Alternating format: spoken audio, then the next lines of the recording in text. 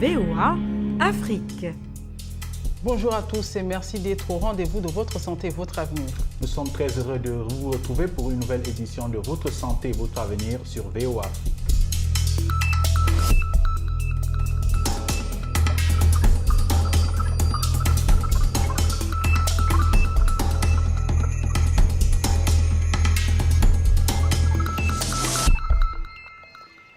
Une nouvelle édition pour voir quand et comment annoncer son statut sérologique à ses enfants, quels sont les avantages et les inconvénients d'une telle révélation et comment s'y prendre lorsque ces derniers, les enfants donc, ne sont pas favorables à cette annonce. Il faut avouer, Rosine, qu'une telle annonce, ce n'est pas facile à faire quand on sait qu'il s'agit d'une maladie qui a déjà tué des millions de personnes et qui continue à faire des victimes. Mais malgré cette peur, cette incertitude des réactions de la part des enfants, ceux-ci ont de toute évidence droit à la vérité et à la réalité des choses. Dans cette édition, différents intervenants nous en diront davantage. Mais avant de leur tendre le micro, nous allons d'abord nous tourner vers nos téléspectateurs dans les rues de Kinshasa pour voir si, selon eux, les parents doivent annoncer leur statut sérologique VIH à leurs enfants. Voici certaines de leurs réponses. Moi, je pense que ça sera mieux à ce père qui est atteint de VIH-Sida puisse annoncer son statut à ses enfants. Pourquoi? Parce que dans une famille, on ne vit pas en secret. Le père peut prendre assez de précautions pour ne pas contaminer ses enfants, mais les enfants ne sont pas toujours prudents de ce côté-là parce qu'ils ne savent pas tenir des gilettes, par exemple, des objets tranchants que le papa a eu à utiliser. Donc, ce sera toujours mieux d'annoncer cette nouvelle, bien qu'elle soit mauvaise, mais d'annoncer cette nouvelle à ses enfants pour qu'eux ne puissent pas tomber dans cette situation si jamais ça leur arrivait. Je pense qu'il est évident pour un parent atteint du VIH-Sida qu'il puisse annoncer à ses enfants son état sérologique, puisque une personne malade a toujours bénéficié de plus d'affection. L'affection qu'il pouvait en bénéficier avant pour autant qu'il soit malade et l'affection qu'il va bénéficier pendant qu'il est malade, c'est vraiment différent.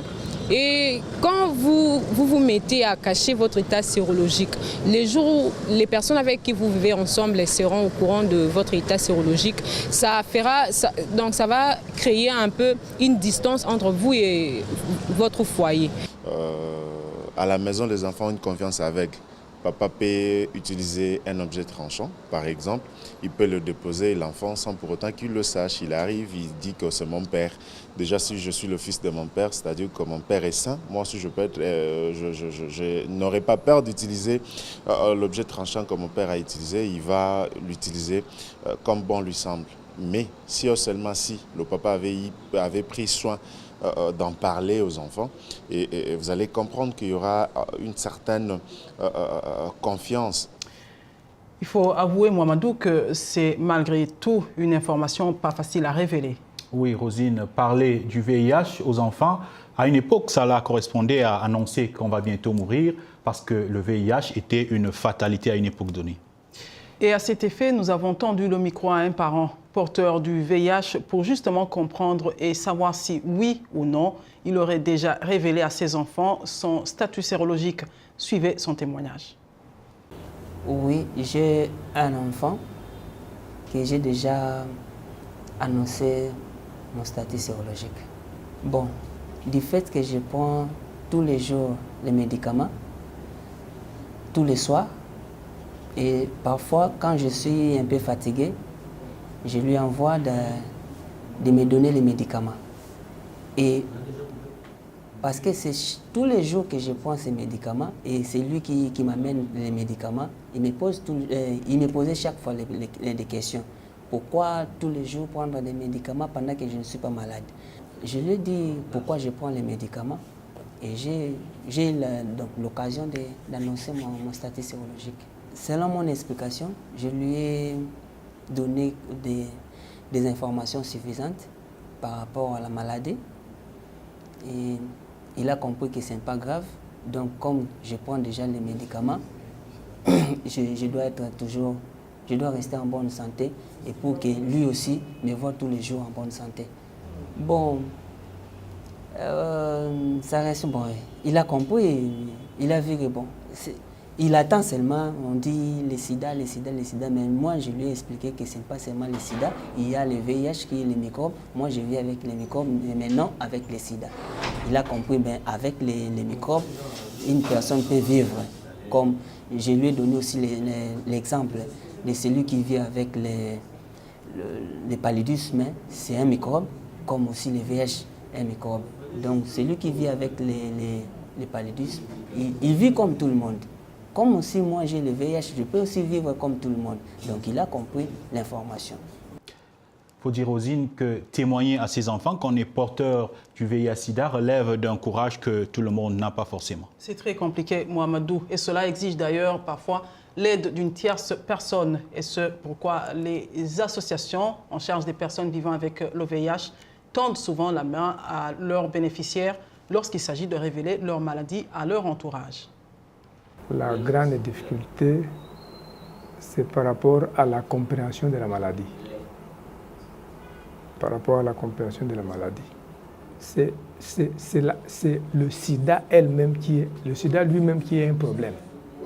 Pour annoncer aux enfants que je suis porteur du VIH, les enfants penseront directement à la mort, que demain, mon père, ma mère, va bientôt nous quitter parce que le sida n'a pas de traitement, parce que le sida c'est une maladie chronique, pas chronique, c'est une maladie à vie qui n'a pas de traitement.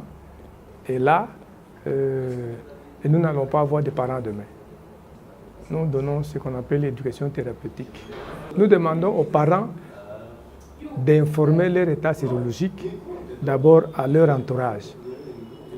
Quand on parle de leur entourage, on voit si c'est une femme, son partenaire sexuel, si c'est un homme, son partenaire aussi, si c'est une femme, son mari, si c'est un homme, sa femme.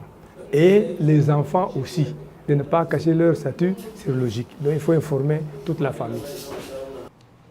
Et on sait tous, pour avoir été enfant, combien il est difficile d'apprendre à ses enfants qu'on est malade. Oui, Rosine, cela fragilise parfois les enfants. Et c'est d'ailleurs ce qui fait aussi peur à certains parents. Ceux-ci ont parfois l'impression de mettre leurs enfants en situation d'insécurité. Et certaines informations sont effectivement difficiles à révéler et à recevoir et exigent parfois l'aide des spécialistes. Dans cette édition, un psychologue nous aide à savoir quand et comment révéler à son enfant son statut sérologique. Suivez. Il y a plusieurs étapes pour annoncer le statut sérologique à un enfant. Il y a des étapes qui précèdent la divulgation proprement dite. Et il y a la divulgation ou l'annonce proprement dite. Et il y a également des étapes qui vont suivre cette divulgation. Si on ne tient pas compte de tous ces aspects, on risque d'avoir un très mauvais résultat. Avant d'annoncer le statut sérologique à un enfant, on doit tenir compte de son âge. Tout dépend de l'âge. On ne va pas annoncer à un enfant de 5 ans, 6 ans qu'il est infecté par le VIH. L'enfant d'abord ne comprend absolument rien. Même si l'enfant grandit, il faut également évaluer son niveau de connaissance, sa maturité. Si l'enfant est mature, l'enfant doit être préparé. Et il faut voir maintenant les représentations communautaires, ce qui s'est dit au niveau de la cité.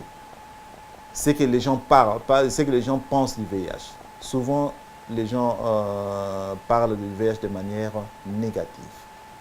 Les représentations communautaires sont négatives dans notre milieu. Ça sera l'étonnement chez l'enfant. L'enfant sera probablement triste. L'enfant va se poser des questions. Et surtout que dans notre milieu, on lie le VIH à la mort. Donc pour l'enfant, les parents vont mourir bientôt et tout ça. Et ça peut affecter tout ce qui est... ça va affecter l'enfant du point de vue mental. Les parents doivent accompagner leurs enfants, leur apprendre que c'est une maladie comme tout autre. Aujourd'hui, le VIH, c'est une maladie chronique, comme l'hypertension, comme le diabète, comme la goutte, tout ce que vous voulez. Lorsque la personne suit correctement son traitement, la personne peut vivre aussi longtemps que possible.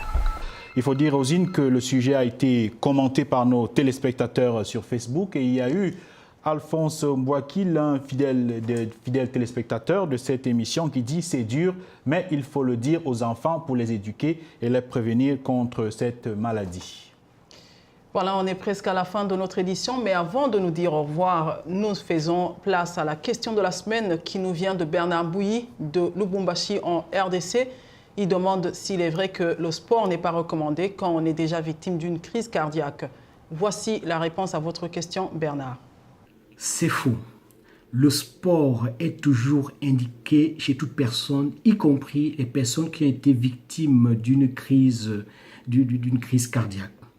Mais chez ces personnes victimes d'une crise cardiaque, la reprise d'une activité physique, d'une activité sportive, doit se faire de façon en douceur, de façon progressive et surtout encadrée par un suivi médical.